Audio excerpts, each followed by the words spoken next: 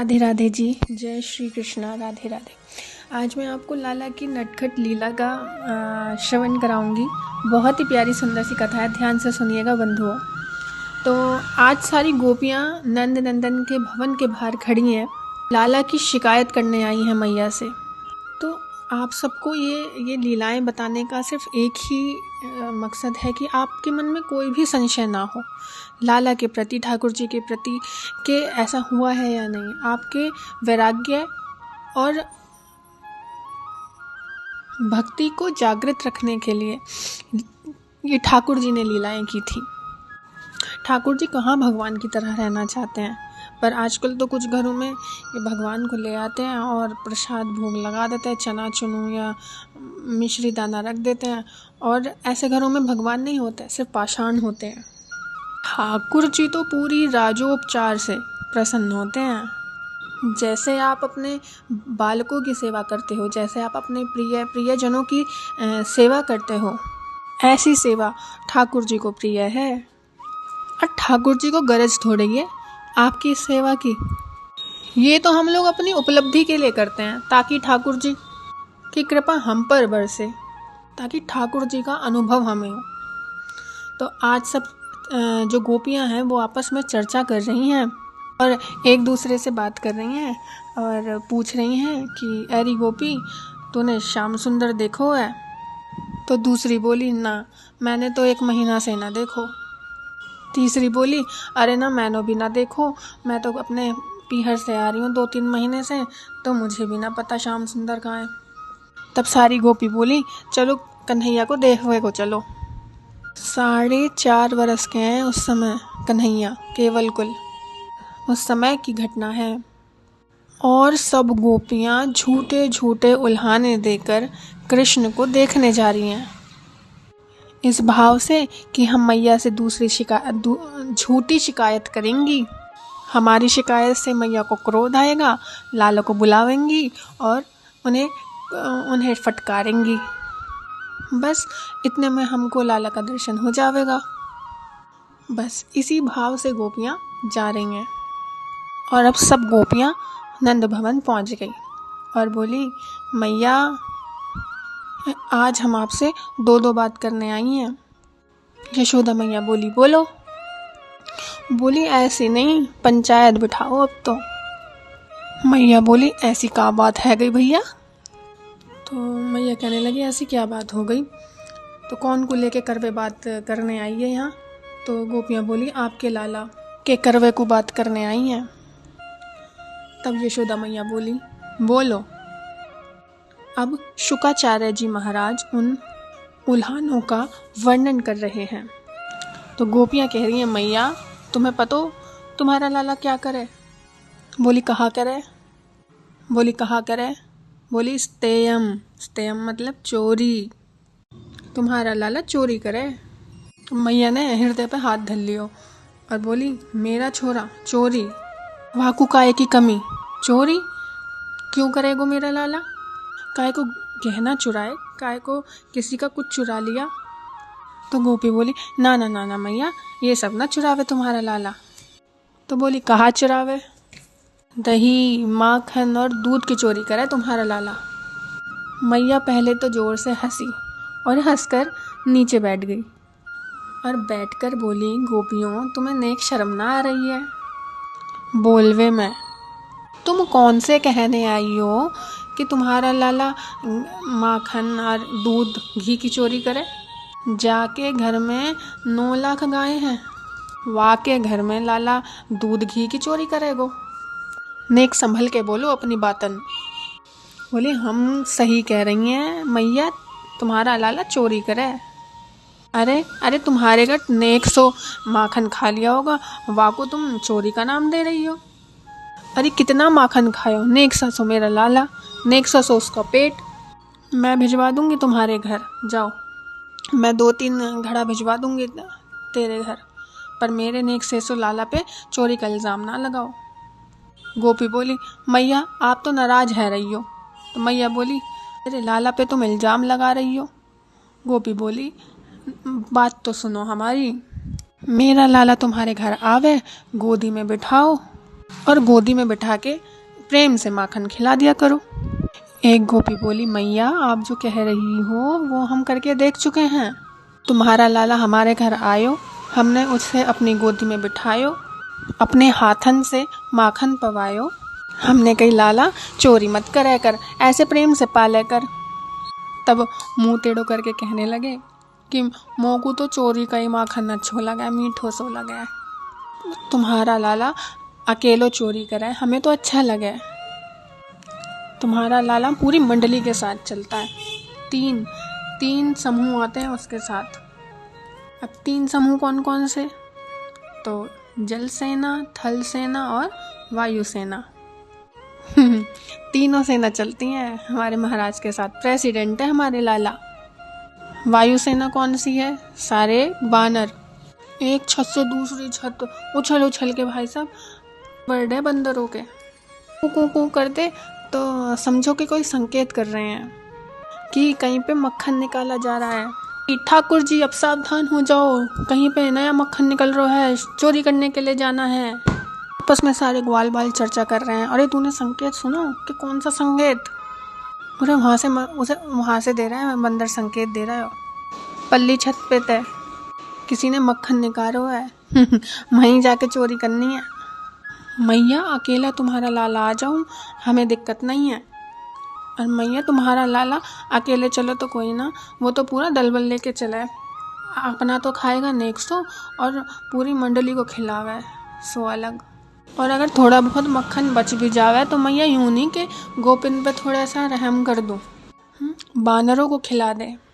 और मैया कई बार तो मक्खन जब भी बच जाए तो कहा करे, अरे मटकी को फोड़ के अब भैया उसका पूरा चोका करके चला जाए, पूरे मक्खन को घर में लीप जाए। ऐसा उधम मचावा तुम्हारा लाला। मैया सुनती जा रही है और सब गोपियाँ उल्हाने पे उल्हाने दे रही हैं। मैया ने कही, मेरा लल्ला अंधेरे से बहुत डर है, अंधेरे में रख लिया करो। मैंने समझा रखो है, अंधेरे में हुआ रहे तो वो अंधेरे में ना जावे। बोले मैया तो अंधेरे में ना जावे। बोली मैया कितने भी अंधेरे में रख लो, तुमने पद्मराग के कंगन पहना रखे हैं अपने लाला ने, जब भी वह अंधेरे में आवे वो कंगन रोशनी देवे और वो ऐसे ही माखन की चोरी कर ले। मैया कह रही ऊंचा टांग दिया करो, मेरा लाला ऊपर नहीं चढ़ पाएगा। बोली तुम्हारे लाला की सेना पे ना इतना बड़ो एक बांस है, वे वाकू लेके चले, जैसे ही देखें छीके पे ऊपर है, बीच में वाके ऐसे छेद कर दें।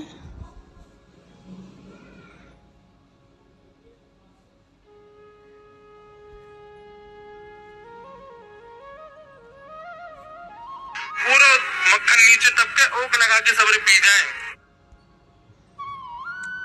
पूरा मक्खन नीचे टपके, वाह में सब ओक लगा के पूरा मक्खन अपना पी जाए। अनेक बातें कही, तभी एक गोपी ने ब्रह्मास्त्र छोड़ दिया एक बात का। ऐसी बात कही कि मैया स्वीकार ही नहीं कर पाई, क्योंकि अभी तक मैया ने कन्हैया बुलावे नहीं है। ऐसी कोई बात कहो जिससे मैया को गुस्सा आवे और लाला को बुलावे।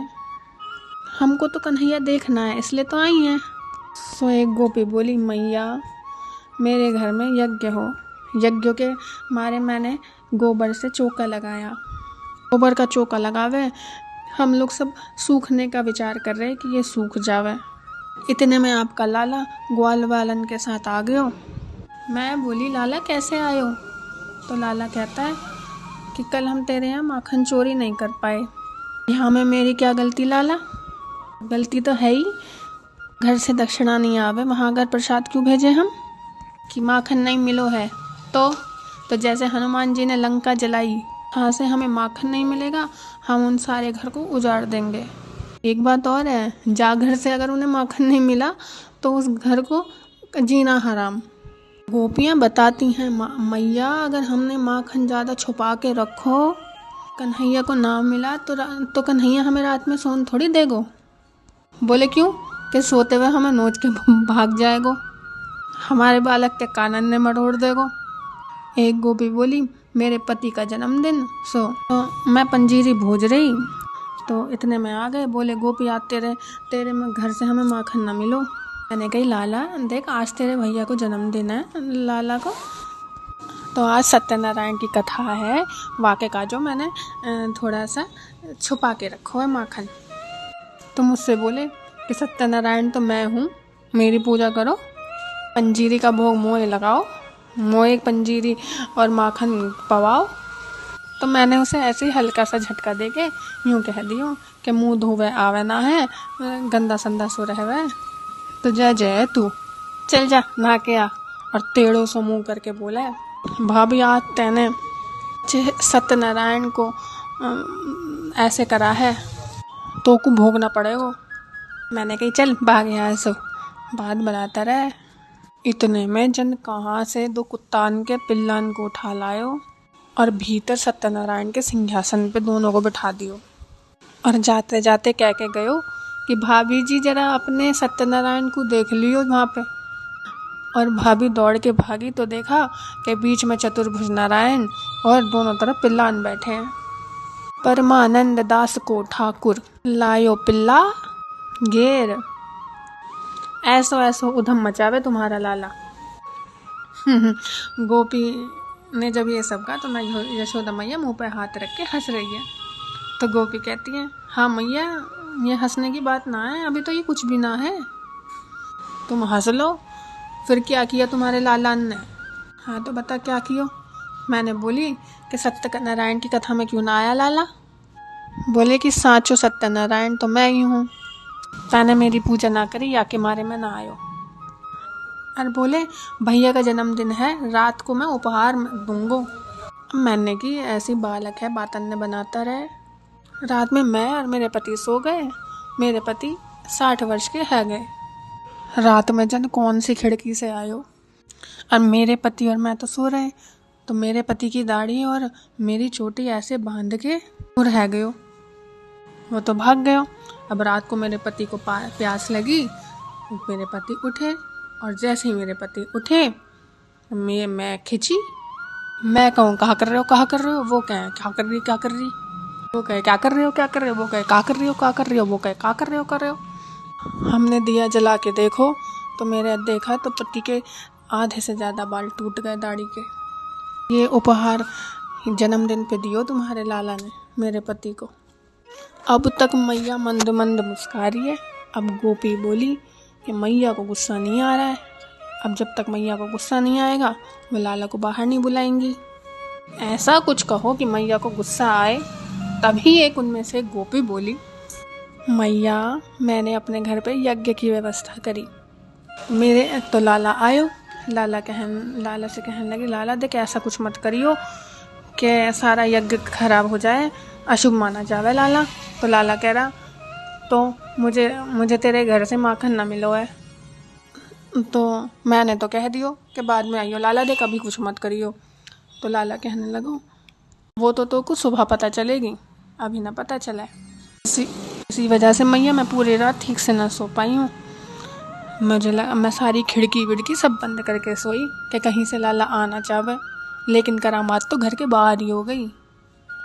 बोले कहाँ भयो? बोले तो लाला आयो सुबह को, जाके हमारे चूल्हे पे खाना बनाए, वहाँ पे धोती वोती उतार के सब काम कर आयो।